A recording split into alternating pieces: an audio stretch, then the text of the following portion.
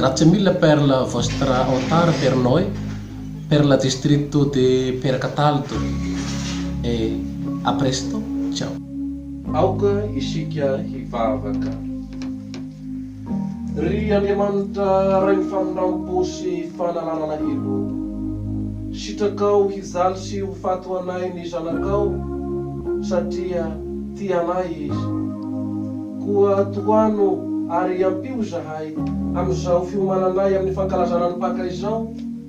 Haharitra sy azo to mandrakariva hiain'ny feonao ary anaraka ny didy mampisipika izay atolotrao hiainanay ka dia ho faly mankalaza ilay androm-pifaliana ho avy ary ny paka efa akaiky. Amin'ny alalan'i Jesoa Kristy nako tomponay, ilay Andriamanitra velona sy manjaka miaraka aminao amin'ny fanahy masina amin'ny taona rehetra mandrakizay. Amen.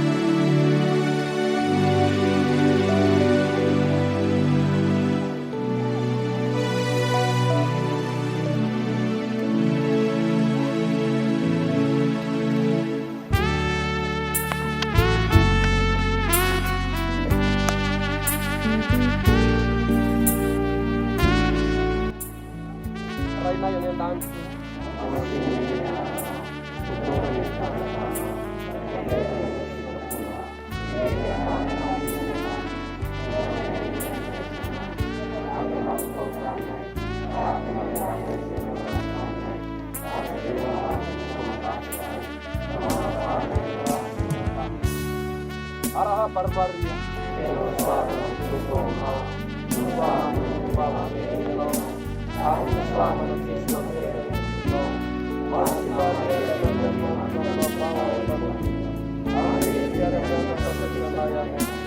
Bahazahoanay ny fiadanana eto amin'ny tany mandalo ity ka hiarahanay finaritra miaraka aminy indray andro any an-danitra amin'ny alalan'ny Percataldo sy indrindra noho ny famindrapon'i Jesoa Kristy tomponay no angatahana izany.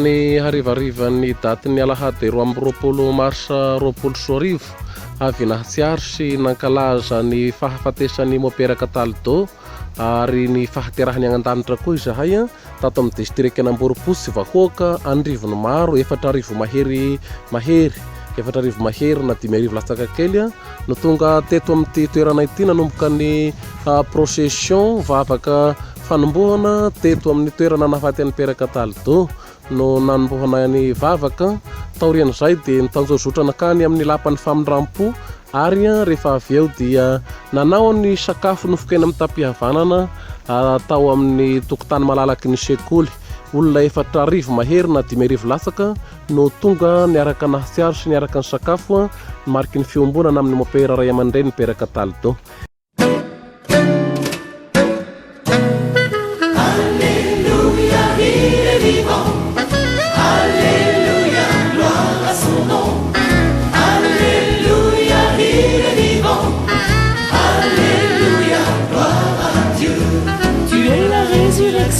Tu es la vie, qui croit en toi ne mourra jamais.